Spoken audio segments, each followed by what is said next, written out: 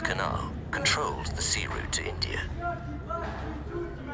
The Middle East was now under the control of Britain's enemies, so Britain considered it vital to defeat the Turks and gain control for the Allies.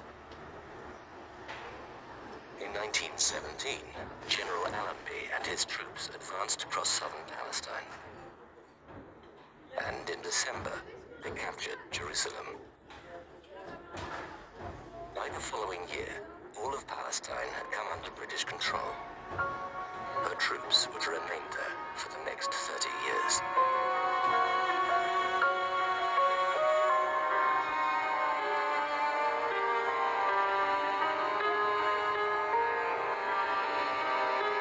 As the First World War came to an end, Britain and France issued a proclamation promising that former subjects of the Ottoman Empire would be able to determine their own futures. Briefly, freedom was in the air. However, a different reality lay behind the words. Long before the end of the war, the Allies had been planning who would control the Ottoman Empire when the Turks were defeated. These conflicting plans are often referred to as the contradictory promises.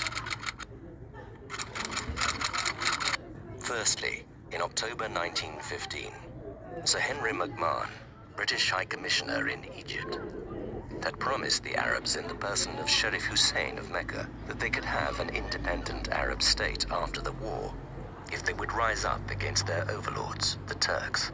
Believing that they were fighting for their freedom, some Arabs joined the Allied war effort and, assisted by Lawrence of Arabia, helped the Allies drive the Turks from their lands.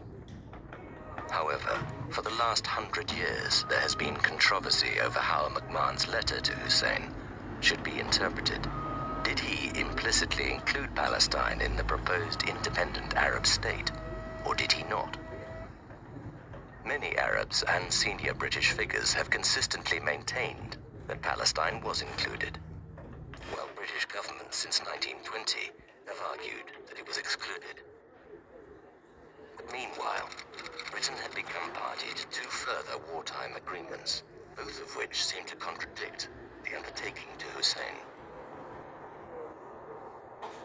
In 1916, the secret Sykes-Picot Agreement between Britain and France allocated what is now Syria and Lebanon to France, and what is now Jordan and Iraq to Britain, whilst proposing to keep Palestine under international control. Then, a year later, Britain made yet another undertaking concerning Palestine. In November 1917, the British Foreign Secretary Arthur Balfour wrote to Lord Rothschild, the leader of the Jewish community. His Majesty's government view with favour the establishment in Palestine of a national home for the Jewish people.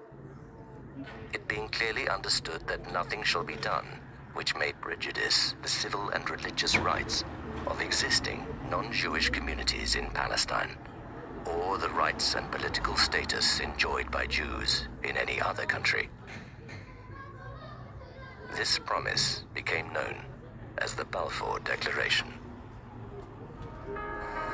The idea that the Jewish people should be restored to the Holy Land, so that biblical prophecies could be fulfilled, had been promoted by some Christians since the 1600s.